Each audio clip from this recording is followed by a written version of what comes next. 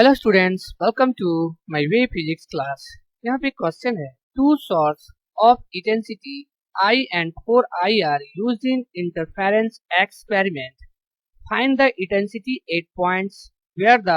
waves from two sources superimpose with a phase difference 1 number 0, 2 number pi/2 and 3 number pi। Question हमारे यहाँ पे कर रहा है कि दो सोर्स है जिसका इंटेंसिटी जो है वह एक का I है, दूसरा का जो है वह 4I, और इस दोनों का यूज किया जा रहा है इंटरफेरेंस एक्सपेरिमेंट। तो कर रहा है कि उस पॉइंट पर इंटेंसिटी कितना होगा जहां पर दोनों सोर्स जो है वह सुपर इम्पोज कर रहे हैं, जिस केस में फेज डिफरेंस जो है वह नंबर 1 में 0 है, नंबर 2 में जो है वह pi/2 है और नंबर 3 में जो है वह pi है। तो यहाँ पे हम सॉल्यूशन में देखेंगे, हमारे पास जो गिवन क्वांटिटी है उसमें पहला दिया हुआ है इंटेंसिटी है I1 का वैल्यू, जिसको हम मान लिए हैं 1, और I2 जो दिया है वह दिया हुआ है इंटेंसिटी, इसका वैल्यू है 4I है, और हमको जो है वह निकालना है, वह रिजल्टेंट निकालना है इंटेंसिटी, और वह भी तीन केस,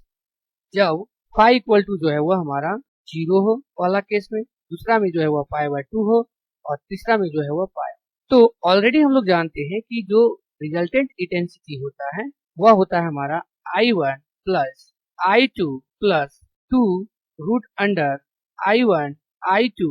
और ये हो जाएगा cos phi। तो हम जो है यहाँ पर पहला केस में निकाल लेंगे जब phi इक्वल टू जो है वह 0 होगा। यहाँ पे हम लिख सकते हैं केस 1, जब phi का वैल्यू जो है वह 0। ओके,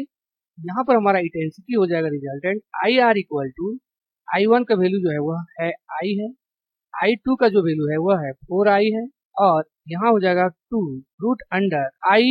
का I और I2 का 4I, तो ये हो जाएगा हमारा 4I स्क्वायर हो जाएगा, और cos phi का जो वैल्यू है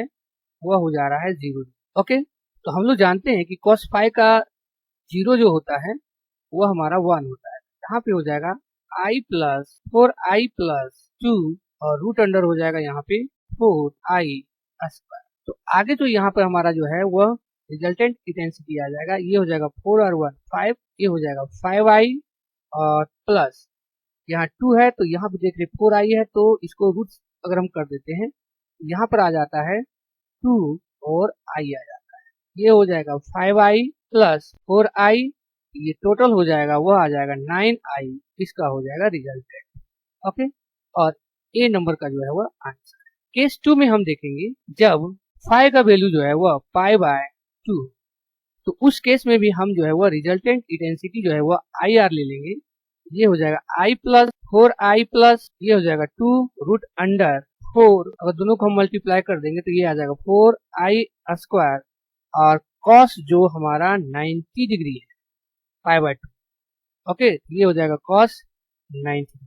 तो हम लोग जानते हैं कि cos 90 डिग्री का जो वैल्यू होता है वह 0 होता है, इसका हो जाएगा I प्लस 4I, और ये जो है वह पूरा हो जाएगा वह हमारा 0 होता है। इसका मतलब जो हमारा रिजल्टेंट इंटेंसिटी हो जाएगा वह हो जाएगा 5I, और ये हो जाएगा आंसर सेकंड केस। अब यहाँ पे देख रहे हैं केस 3, जब phi का वैल्यू जो है वह पाई दिया, तो उस केस में फिर हम वही रिजल्टेंट लेंगे इंटेंसिटी का, IR equal to I plus 4I plus 2 root under हो जाएगा 4I स्क्वायर, लेकिन यहाँ पे cos जो है वह phi की जगह हो जाएगा 180 डिग्री, ये हो जाएगा हमारा टोटल 5I और प्लस 2, और अंदर है root 4I square, cos 180 degree का जो वैल्यू होता है वह होता है -1 होता है, इसका मतलब यहाँ हो जाएगा 5I और प्लस ये जो है वह हमारा स्क्वायर में हो जाएगा, स्क्वायर रूट में, तो ये हो जाएगा 2 to 4I, लेकिन यहाँ पे जो है वह हमारा माइनस है, इसलिए यहाँ पर हो जाएगा वह माइनस हो जाएगा, इसका मतलब 5I और माइनस जो है वह हो जाएगा 4I, इसका मतलब इंटेंसिटी जो है वह आ गया हमारा I। ये जो है वह हमारा थर्ड केस है और इसका जो है वह आंसर है। Okay, thank you all of you.